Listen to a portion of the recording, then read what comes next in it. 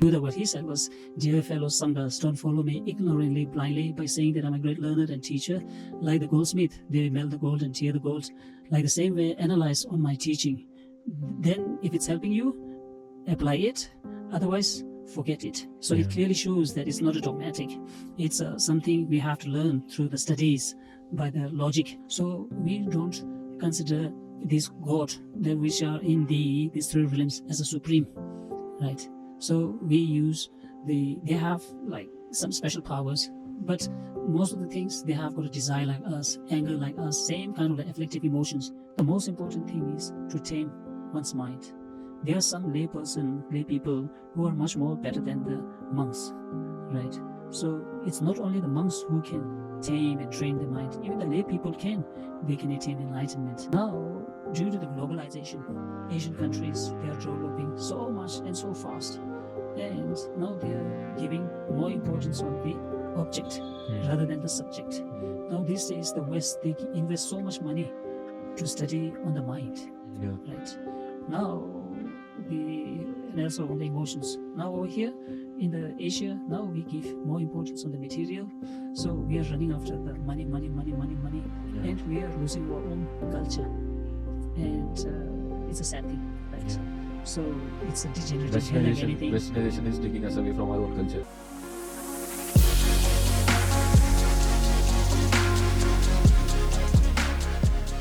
Hello everyone, welcome to another episode of the Jai and Bharat show, and you can see the new mics. Thank you so much. So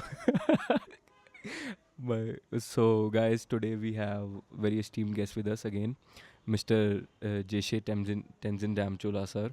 Thank you so much, sir, for coming on our show. My pleasure. Yeah, so how are you, sir? Doing great, thank you. Okay. So, sir, well, let's start with a very simple question. Well, we have done a lot of podcasts with monks, but we never asked this question. So let's start with, what is the meaning of the word monk? The monk. The monk, let's say, as for a monk, the changing not only the clothes and not only the physical and also the mind. So when we go and get the ordination, we change the clothes, the jeans and the trouser to a monk's robe, plain, simple. And also when we get ordained from a lay person's name, we'll get another new name once you get ordained. And also the changing one's mind. Change in one's mind. Mind. Yes. Okay. And also trying to renounce everything. Okay, cool. So, sir, a lot of people want to know how a monk lives. So, can you please share what is your daily routine is like? In Tibet, the monks, let's say the monastery, it's far away from the community. And in the early times, like during the Buddha's period, they live in the forest, far away from the lay community, not to get distracted and totally focus in your spiritual life. Then, as for the monk, let's say when I was a student, we have to wake up at the 5:45, and from 6 to 6:15, we have to do the circumambulation. Then from 6:15 till 7:15, we have a morning prayer, and the breakfast will be served during the morning prayer.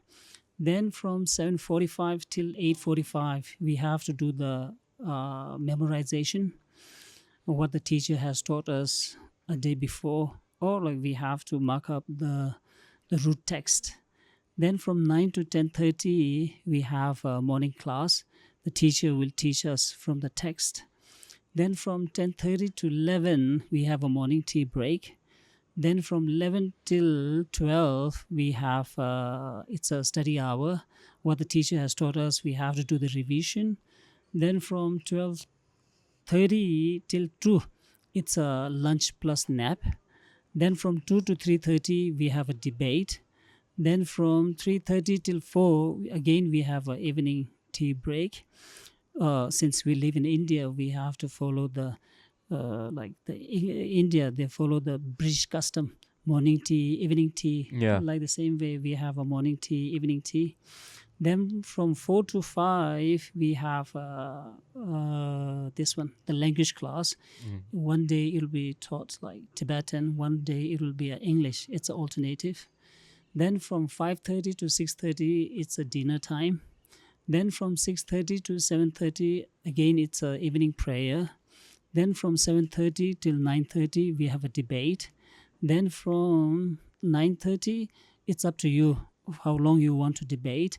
Then, but one has to make sure that you will show attend during the morning prayer. Otherwise, we'll get the punishment. Okay. So it goes from Monday till Saturday. It's a kind of like monotonous. Then we have a government holiday, and also on Sundays we have a holiday, like that. So it's basically like a hostel school.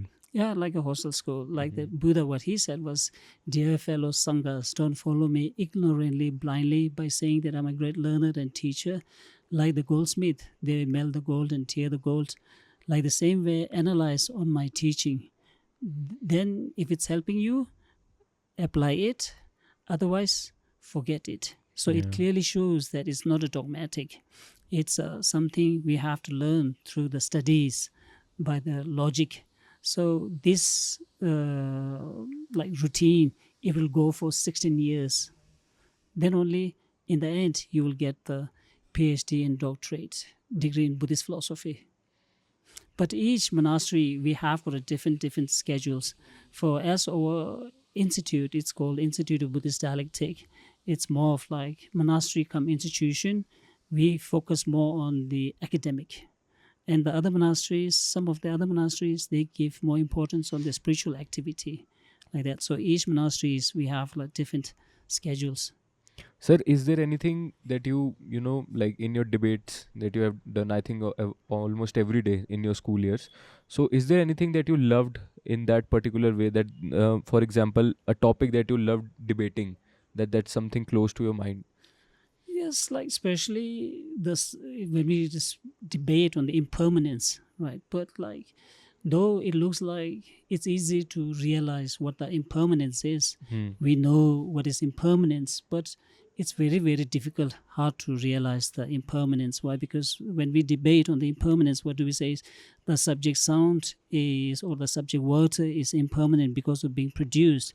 And while debating, we keep on, through the academic, we keep on saying that everything is impermanent. Once the debate is over, what do we do? "Oh, Tenzin, can you just get me a food?" Why? Because I'll be late. Now it clearly shows from the academic point of view, from the mouthpiece, from the mouth, what do we say is everything is impermanent. But deep within my heart, I think that, oh, I'm permanent. I'm not going to die, right?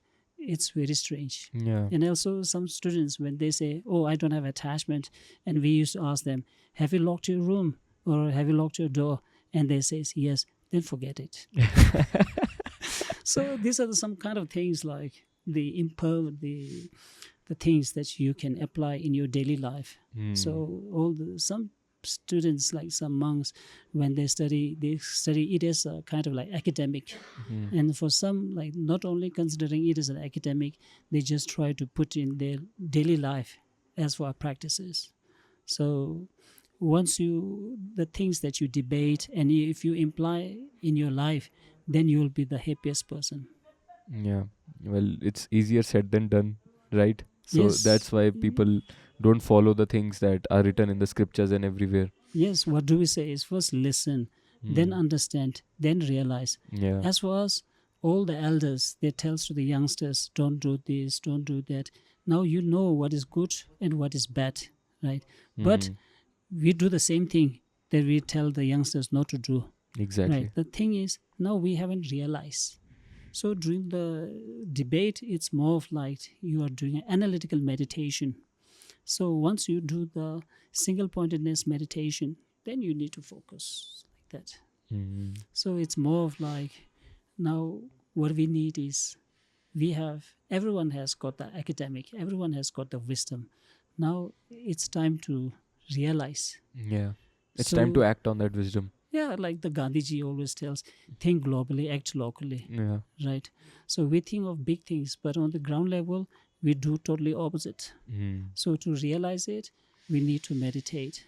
So if you just try to do a meditate and change from the within, automatically it will bring a change in your behavior.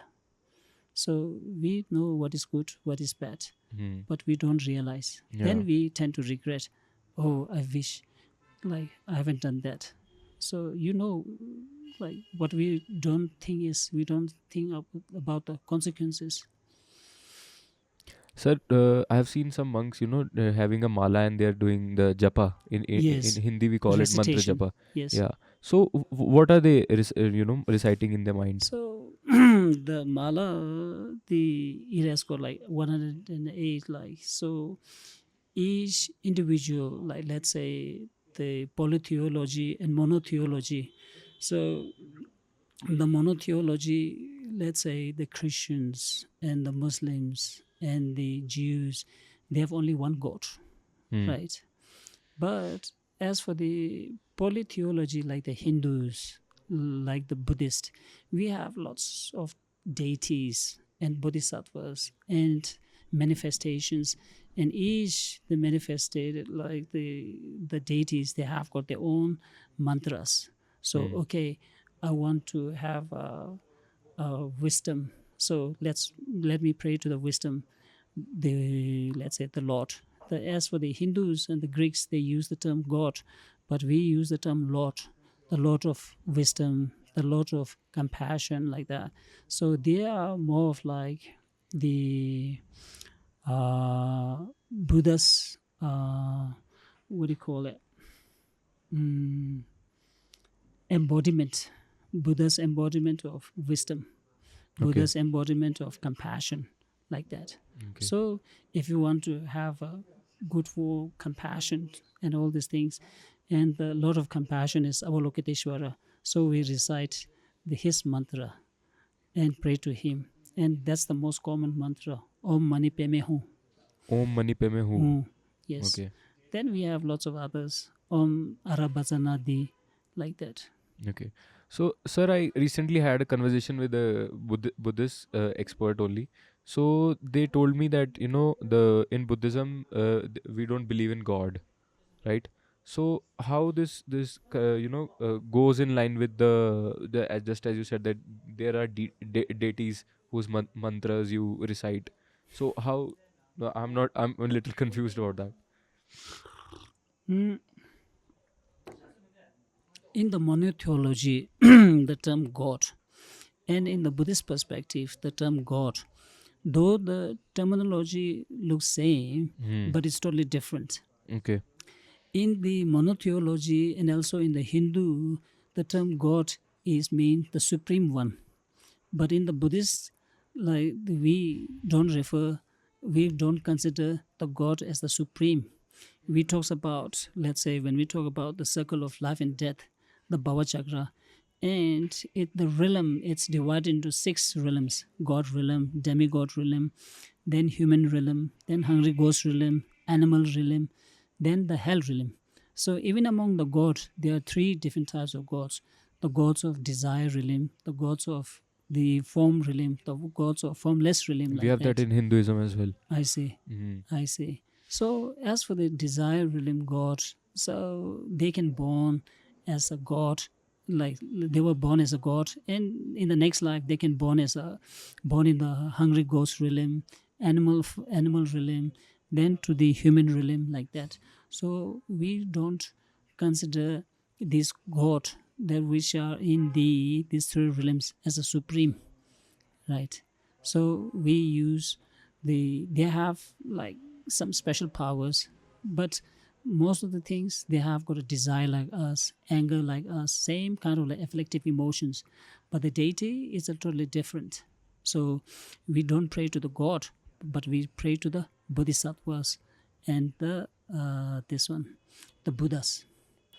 Sir, can you mention some Buddhas as I think you mean as the forms of Buddhas, right? Can you mention some forms of Buddhas and also some deities Well, names? as for the Buddha, the let's say the what do we believe? The Buddha means the awakened one, right? So the Buddha, in general, they are like infinite, countless Buddhas. But historically, what we believe is there will be 1,000 Buddhas, Okay. which will come in this world and help and show a path to the sentient beings like that. So historically, there will be what we believe is 1,000 Buddha will come. So the present, the legacy is of the fourth Buddha, Shakyamuni Buddha, and the future, the fifth one is of the Maitreya, like that. And as for the deities, there are like lots of deities. Some, let's say, in a peaceful form, some in a wrathful form. So one time, the Indian journalist, when he went to Tibet, he's showing like the statues of the different deities, and he's referring them as angry Buddhas. Okay. So over here we use the term the wrathful. The wrathful, it's more of like same manifestation, the embodiment, but different manifestations. So sometime in a peaceful, sometime in a wrathful, like the we human beings, right? The mothers, sometime when we do bad things, wrong things, first the mothers, they give us a warning, right? And again, if you don't listen, then what do? They turn out to be a little bit harsh, right?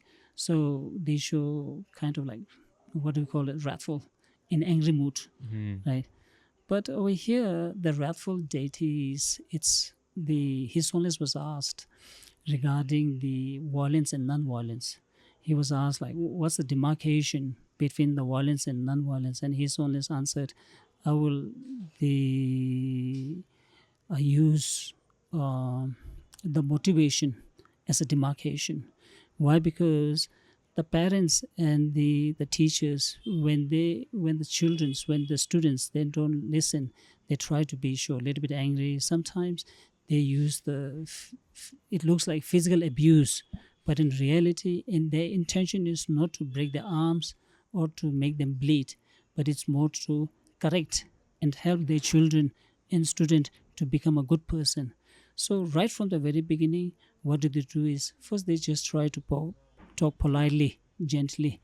Then when they don't listen, then they try to be a little bit harsh. Like Indian, what do they say is, जब सीधा उंगली से घी नहीं निकलता है तो थोड़ा steady करना पड़ता है. Like the same way, my mother, younger sister, she was born in Tibet but raised in England, and she has one daughter and two sons. And the way she raised her children, my cousins, and the way my mother raised me is totally different. As for me, let's say if I'm touching to a knife, my mom will hit me from the behind.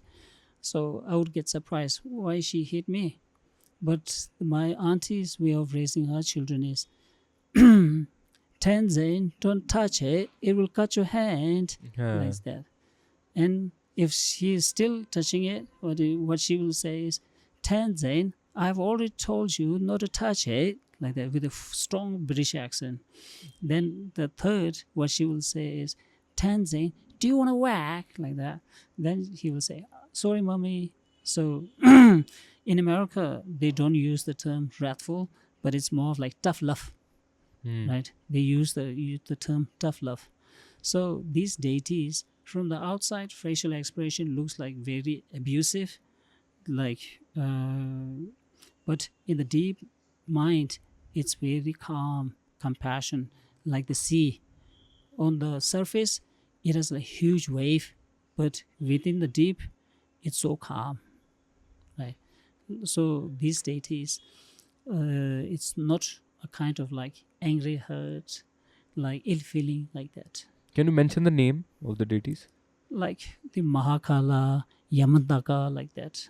Okay. So I know actually only one deity in Buddhism. I think her name is Maa Tara. So Tara, as I've told you earlier, like the same way our mothers and the fathers, yeah. there's a time they are so peaceful. Hmm. There's a time they are a little bit anger, right?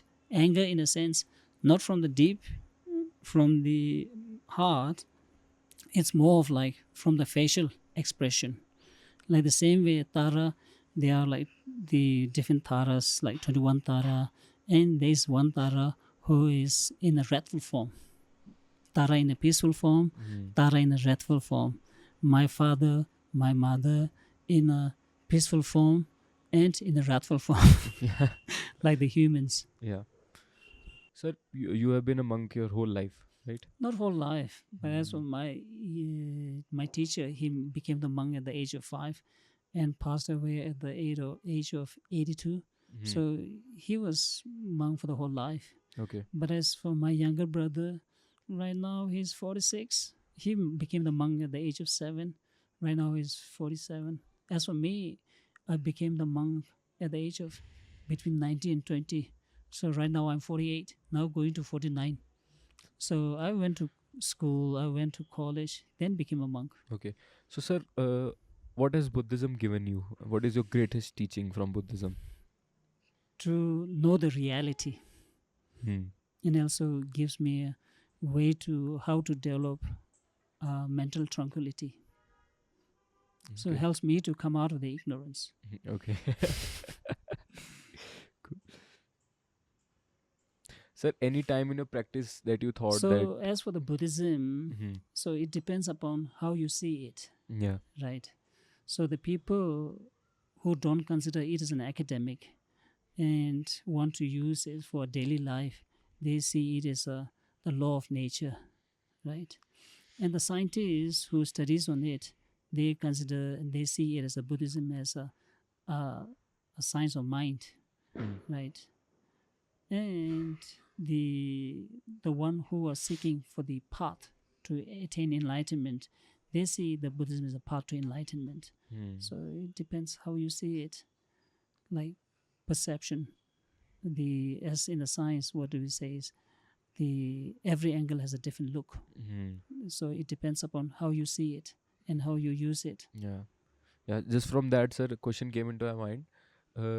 In your journey so far, did you ever thought of quitting monkhood? You were raised in England, so ever No, thought of. not raised in England. My Yeah, your mother. auntie, I know your mother. my So I thought auntie. you were also raised. No. I was not raised in England. Okay. I was So, born in for India. example, your aunt was based in England. You ever thought of going to her and No, I setting used up to business, visit. buying a Range Rover?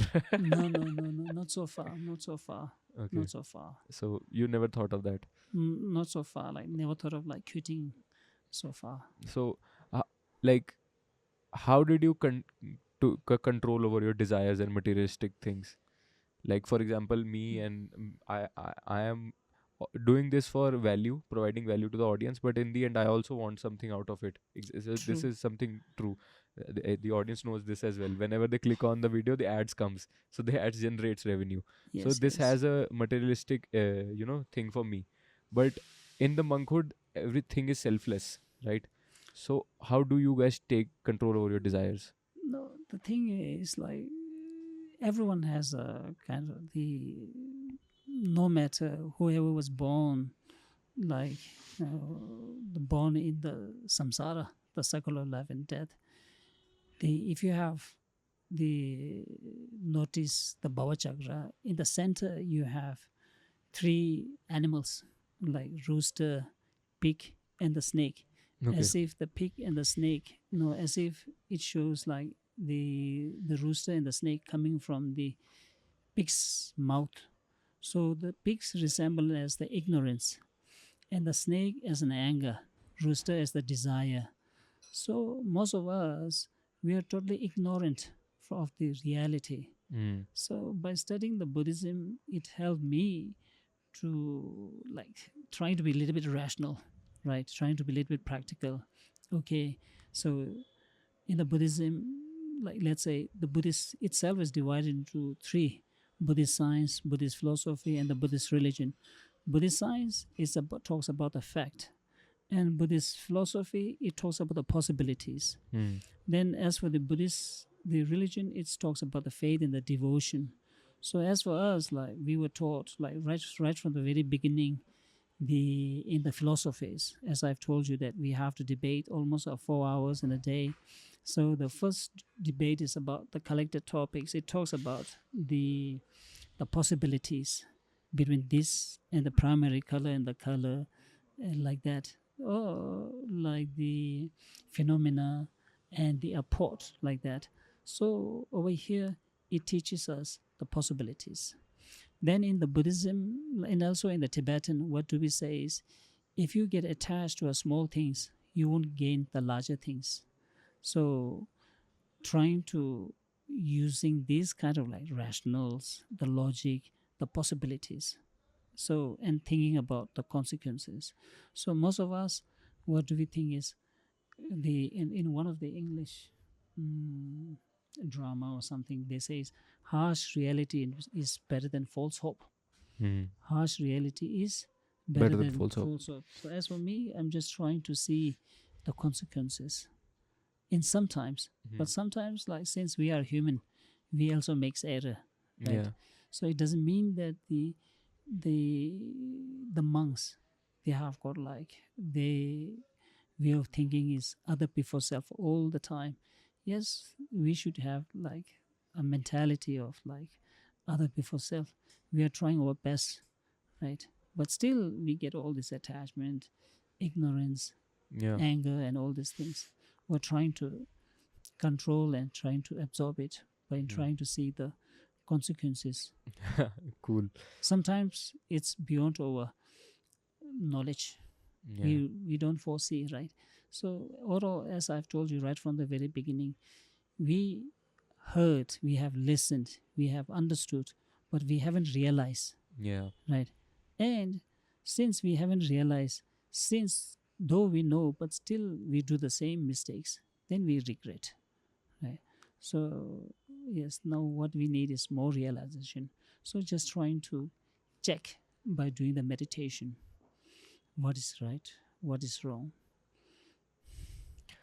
So, sir, what if everybody in this world became a monk? Then human species will come to an end. Exactly. Why? Because in Tibet, the Chinese government, they are forcing forced sterilization to the Tibetan people. Yeah. Then also at the same time, the monks, they are, it's a kind of like volunteer sterilization, Yeah. right? So if you become a monk, then you won't have a children, Yeah. right? Then human species will come to an end. So, what are your thoughts on it? Should this happen? No, no, no, no, no, no, no, no, no, no, no. It's impractical. Yeah. It's impractical, right? Yeah. It's very impractical. So now these days, lots of monks, they are disrobing, Yeah. right? And also, as I've told you, the if you feel like it's hard to keep the commitment of the monks, wow, then it's better to leave, right? Yeah. So otherwise, it will become a kind of like burden. Right? So, sir, if someone is thinking of joining monkhood or just, trying to follow the teachings of monkhood, what would your message would be? As his owners always tells, by wearing a monk's robe and doing a business and cheating others, then it's not good. It's better to disrobe and do a business and let it cheat others.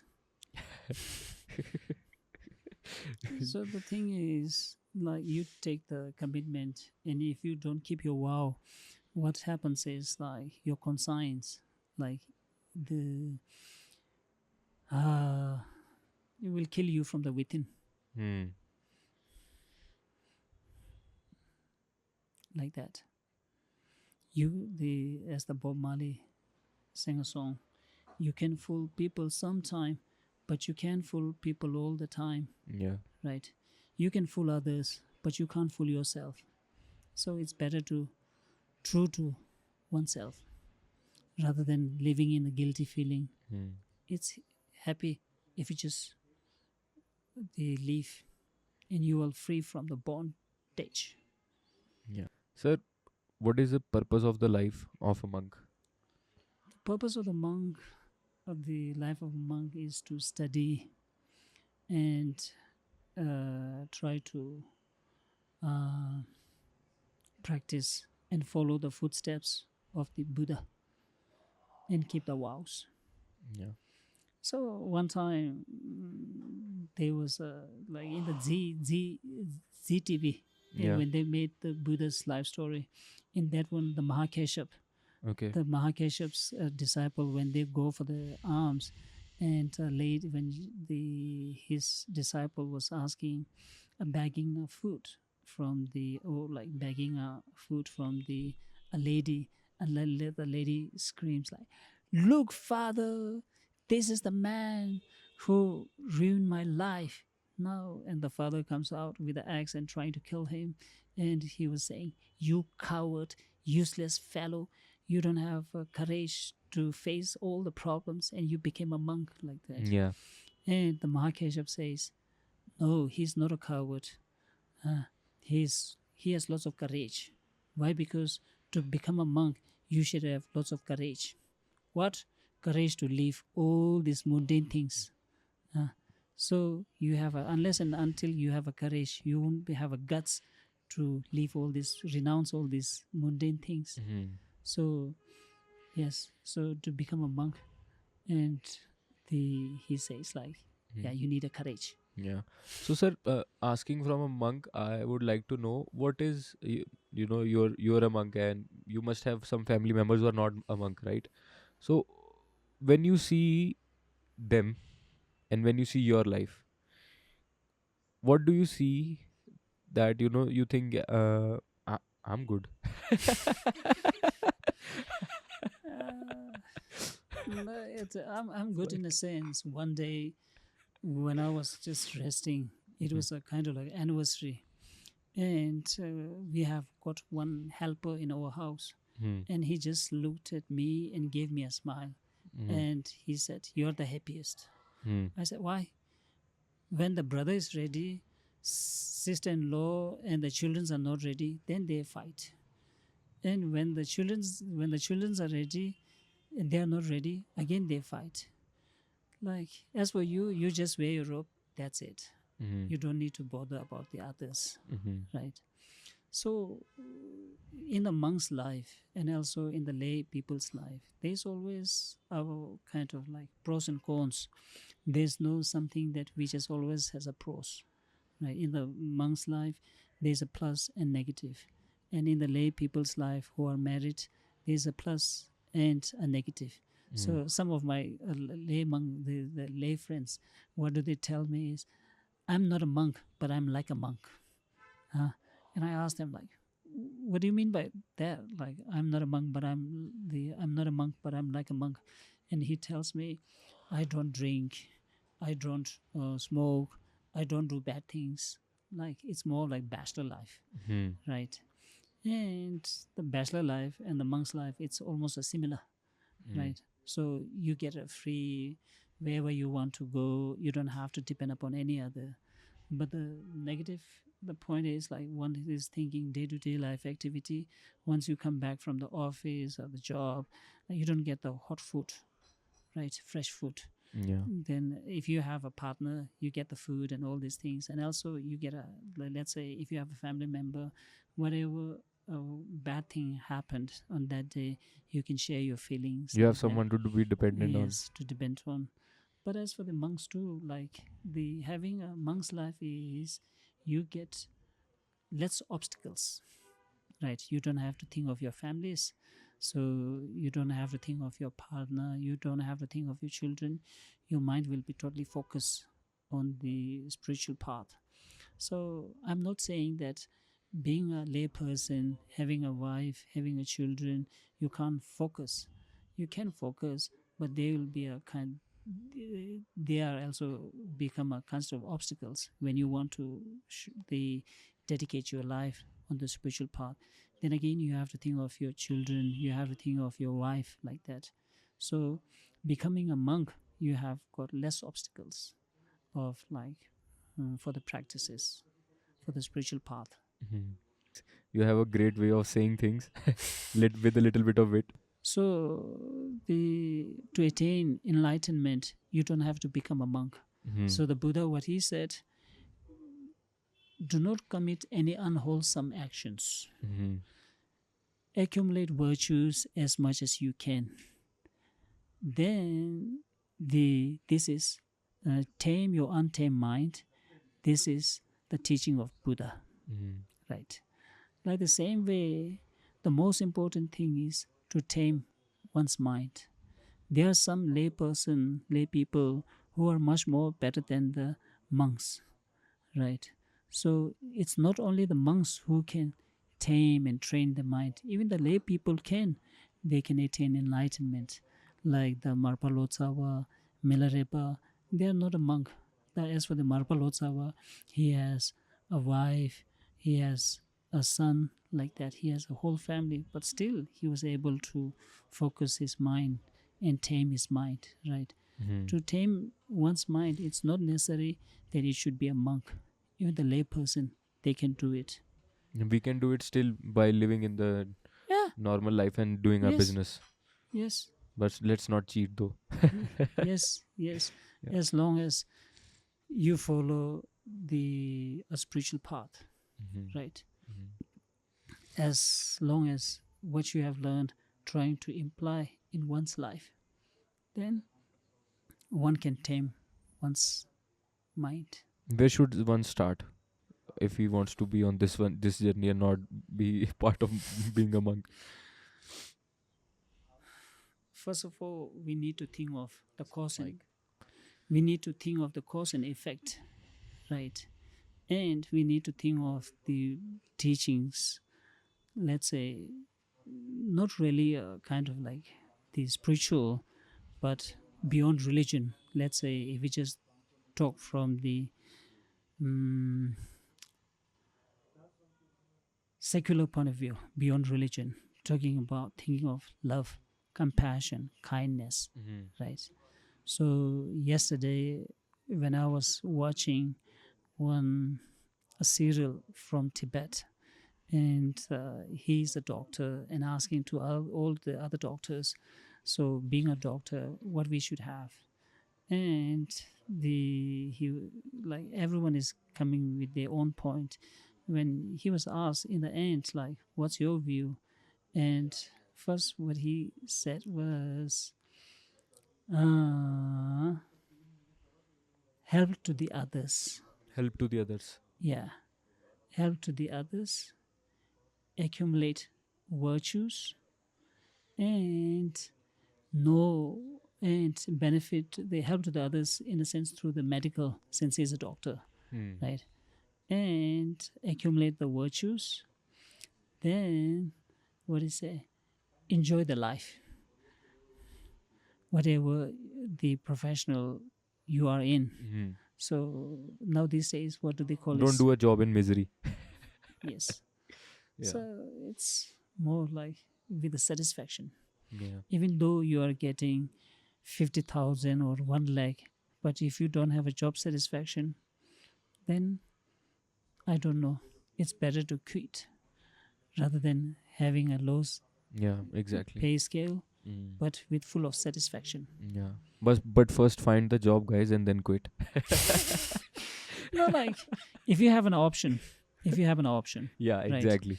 If you don't have an option, then it's I think other that people issue. always have an option, but they choose to be in misery because that extra 50K or extra 25K is they fall for that.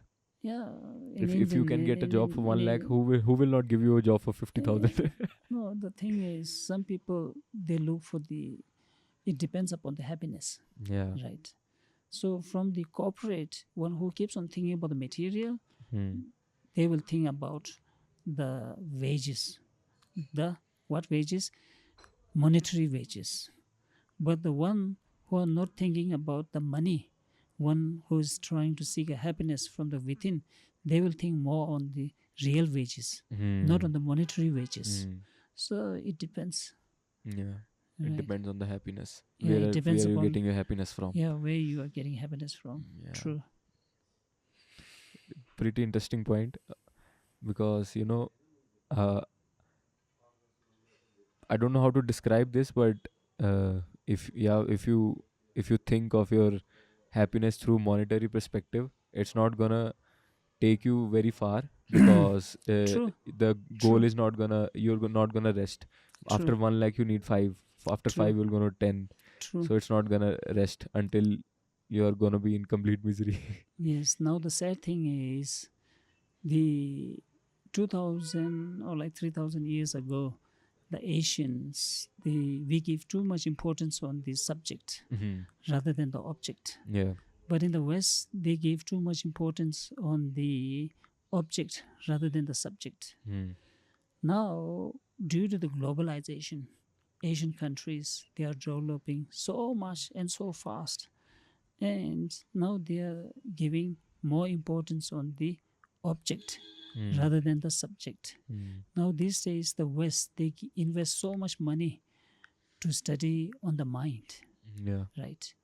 Now and also on the emotions. Now over here in the Asia, now we give more importance on the material. So we are running after the money, money, money, money, money, Yeah. and we are losing our own culture. And it's a sad thing, right? Yeah. So it's a degenerating hell like Westernization anything. Westernization is taking us away from our own culture. Yes, yes. So the inner happiness, when we comes to what's the purpose of life, the happiness, Hmm. and what is happiness, right? So happiness, there are two things: the short-term happiness and the long-term happiness. So the short-term happiness, as you said, if you are getting a 1K, you will look for the 2K, then 3K, 4K. So in the economic, what does it say? Human desires are unlimited, right? But in the Buddhism, there's a kind of like a stage. At that time, you will realize that the money is not the most important. Money is the important thing, but not the most important thing. Hmm. Then later on, they like mm, resort to the some other things. Let's say now, okay, meditation, Hmm. like that, Yeah. right?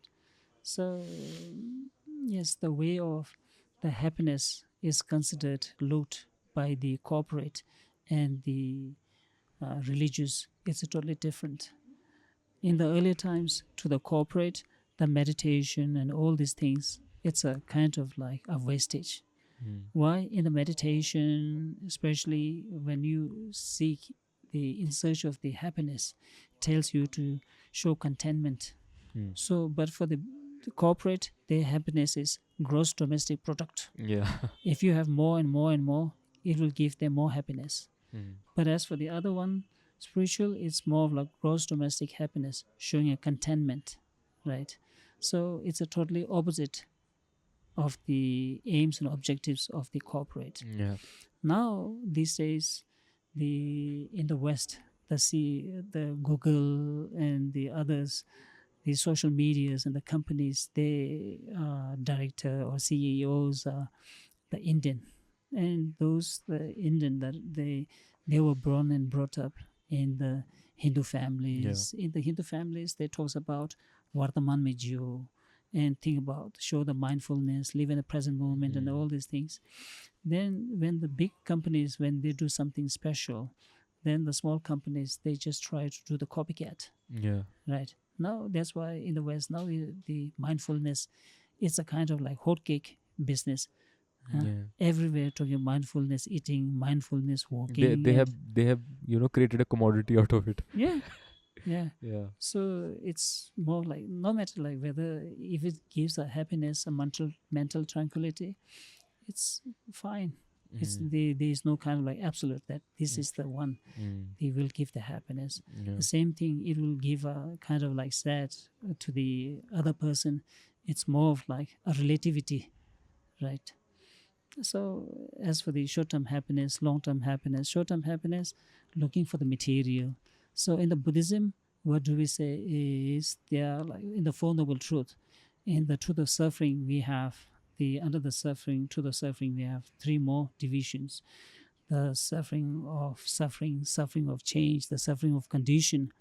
Then the suffering of change, it's more of like economic. What we use the term, the law of marginal utility. and the law of diminishing return. Hmm. The more you use, you will lose interest in it. Hmm. Like the same way, the truth of suffering, like the pleasure turning into suffering.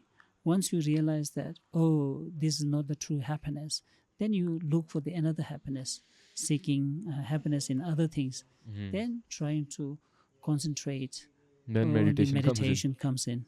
Then meditation is the one who will help you to realize and seek for the ultimate happiness, Yeah. The happiness from within. happiness from the within. Yeah. Then it will bring a change, it will bring a glow on your face. Yeah. So the Buddha was asked, like, by meditating, what did you gain? And the Buddha said, I lost everything. And he was shocked, like, oh, you lost everything? What did you lose? And the Buddha said, I lose my anger, ego, frustration, hatred, jealousy. Now I'm free. Yeah. Cool. Thank you. Thank you so much, sir, for a great podcast. Thank you so much. My pleasure. My pleasure.